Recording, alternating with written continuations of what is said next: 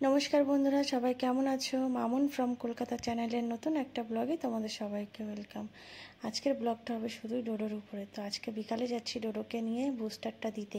তোমাদের সাথে তো আগেই শেয়ার করেছি যে ডোডোর ইয়ারলি রিপিট ভ্যাকসিন হয়েছে, তো সেই ভ্যাকসিনের বুস্টারটা দিতেই আজকে ডোডোকে নিয়ে যাচ্ছি বিকালবেলায়। কারণ আমরা যে ডক্টরটা ওকে দেখাই সেই ডক্টরটা এখন ইভিনিং শিফটে আছে।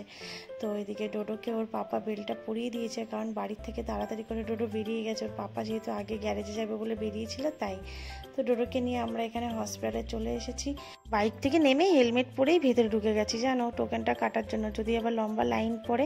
বাট আজকে দেখলাম ফাঁকাই আছে, সেরকম কোনো পেশেন্টের চাপ নেই, ডক্টরবাবুও ফ্রি আছে। তো আমার পেছন পেছন সুমন চলে এসেছে। তো সুমন এসে ভ্যাকসিন কার্ডটা দেখাতে বললো টোকেন কাটতে হবে না, আপনারা ডাইরেক্ট টিকিটটা কেটে নিন, আর ডক্টরবাবু ভেতরে বসে আছে, আপনারা আগে কথা বলে নিন।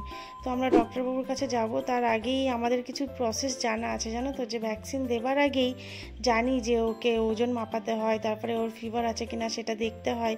তো সেই জন্য আগে আমরা ডোডোর ওজনটা মাপিয়ে নিচ্ছি। তবে এগুলো কিন্তু ডক্টরের সাথে কথা বলে করছি না, কারণ এগুলো আমাদের জানা হয়ে গেছে এত। এখন ডোডোর ওয়েটটা মাপা হবে, তাই আমি আগে না কাটানে একটু স্যানিটাইজার লাগিয়ে রেডি করে রাখছি, যে ওয়েটটা মাপা হয়ে গেলেই সুমন ওকে উঁচু করে ধরবে, আমি সঙ্গে সঙ্গে ওর 4টে পা একটু স্যানিটাইজ লাগানো কটনে স্যানিটাইজ করে দেবো। আর তারপরে ডোডোর ফিভারটাও একটু মেপে নিচ্ছে যে জ্বর আছে কি না। তো এখানে এই থার্মোমিটারটা দিয়ে এই দাদাটা চেক করে দিচ্ছে। তোমাদেরকে একটা কথা বলে রাখি, গভর্নমেন্ট হসপিটালে হচ্ছে কুকুরদের নিয়ে গেলে না, কুকুর বিড়াল যাই হোক না কেন, নিজেদের কোনো প্রিয় পোষ্যকে নিয়ে যাওয়ার আগেই না এই থার্মোমিটারটা নিজেরা কিনে নেবে। তা হসপিটালটা ইউজ না করাই ভালো, কারণ ওরা না ওই একটাই থার্মোমিটার দিয়ে সবাইকে চেক করে। তো আমরা এখানে নিজেরাই কিনে নিয়েছি, আর আমাদের কেনা থার্মোমিটার দিয়েই ডোডোর ফিভার আছে কিনা সেটা চেক করে নিচ্ছে। তো এখানে দেখতেই পাচ্ছ আমরা এই যে টিকিটটা কেটে নিয়েছি, টিকিটটা কিন্তু 20 টাকা নিয়েছে, আগেই বলেছি। এখানে স্ট্রিট ডগদের 5 টাকা করে টিকিট নেয়, আর বাকি সব অ্যানিমালদের জন্য 20 টাকা করে টিকিট নেয়। আমি এই তথ্যটা তোমাদের সাথে আগেই শেয়ার করেছি।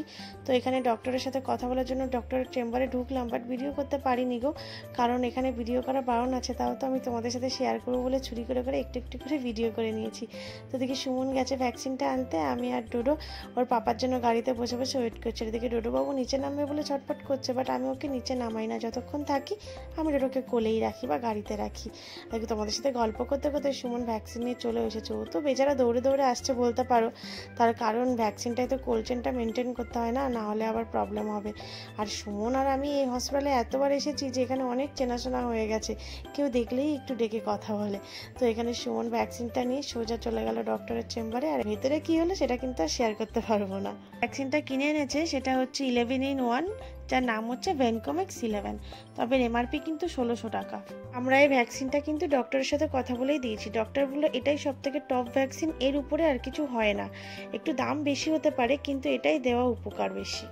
ভ্যাকসিন দেওয়া হয়ে গেছে, যেহেতু ডোডো সুমনের কোলেই ছিল, তাই সুমন ডোডোকে নিয়ে বাইরে বেরিয়ে এসেছে, আর আমি পেছনে একটু একটু ভিডিও করছিলাম জানো তো।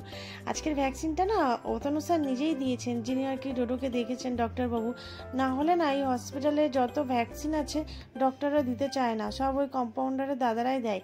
আর আমি না বাইকে করে বাড়ি ফেরার পথে না একটু ভিডিও করছিলাম, কেন জানো, তোমাদেরকে দেখানোর জন্য। দেখো ডোডোর বসার স্টাইলটা দেখো, ও যে গাড়িতে আমার পাশে কত রকম স্টাইলে বসে তোমাদেরকে কি বলবো। যাই হোক, এদিকে বাড়ির সামনে চলেও এসেছি গাড়ি নিয়ে গল্প করতে করতে। দেখো গাড়ি থেকে নেমেই ডোডো এখন যাচ্ছে টয়লেটে। জানো তো ডোডোর একটা ভালো গুণ আছে, সেটা হচ্ছে ডোডোকে নিয়ে যদি কোথাও যাই, ও 2 ঘন্টা 3 ঘন্টা 4 ঘন্টা টয়লেট আর পটি সব চাপিয়ে রাখবে। যতক্ষণ না বাড়ির সামনে এসে ওকে আমি ছাড়বো ততক্ষণ ও কিচ্ছু করবে না। তো সেই 4:30টার সময় বেরিয়েছে বাচ্চা, আর এখন প্রায় 6টা বাজে, 6টা 6:30 আর কি বাজতে যায়। এখন বাড়ির সামনে এসে টয়লেটটা করেই ঘরের দিকে দৌড় মেরেছে। ও আর রাস্তায় থাকতে চাইছে না। অন্যদিন হলে যেমন ঘরে টেনে টেনে আনতে হয়, রাস্তায় থাকতে চায়, ঘরে আসতে চায় না। আর আজকে ঘরে আসার জন্য পাগল হয়ে গেছে, আর ঘরে এসে গেটের সামনে আর কি ঘোরাঘুরি করছে। আমি বলছি ডাক দে, দেখ গেটটা খুলে দেবে। ও ডাকবে না, ওখানে দাঁড়িয়ে থাকবে কখন গেটটা খুলবো। তারপরে যেই আমি গেটটা খুললাম অমনিও ঘরে গেল, ঘরে গিয়ে জলটা খেয়ে এসেই বাবা মার ঘরে খাটের সামনে ওইভাবে হাত পা ছড়িয়ে শুয়ে পড়েছে দেখো। তারপরে আমি ওর হাত পা মুছিয়ে স্পঞ্জ করে দিলাম। সেই ভিডিওগুলো করা হয়নি, কারণ সুমন ততক্ষণে আসেনি। আর এক হাতে তো দুটো কাজ সম্ভব নয়, তোমরা তো বোঝোই। তো আজকের ভিডিওটা এই পর্যন্ত। যদি ভালো লাগে একটা সাবস্ক্রাইব অবশ্যই করো, আর হ্যাঁ প্লিজ আমার পাশে থেকো, আমাকে একটু সাপোর্ট করো।